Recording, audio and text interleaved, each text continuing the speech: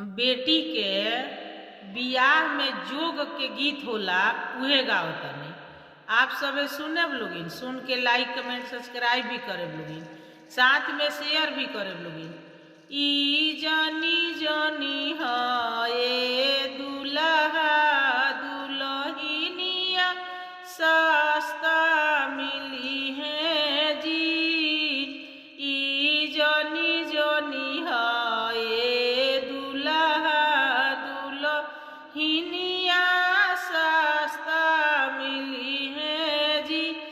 दुल्हन के माई असली जोगिनिया जोगावा मार मार सिखई है जी। ई जानी जानी हाय दुल्हा दुल्हनिया सस्ता मिली है जी। दुल्हन के चाची असली जोगिनिया 9 लाख जोग सिखई है जी। जानी जानी हाय दुल्हा दुल्हनिया सस्ता मिली है जी।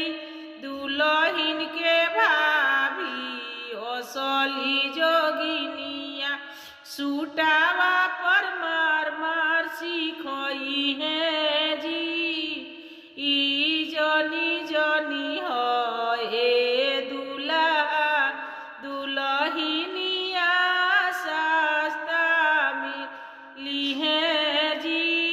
दुल्हन के दीदी असली जोगिनिया मौरी पर मार मार सिखई है जी।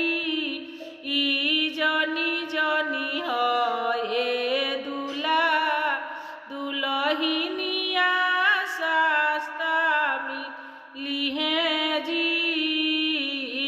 जानी जानी हाय दुल्हा दुल्हनिया सस्ता मिली है जी। आप सभी के गाना सुनने के लिए धन्यवाद।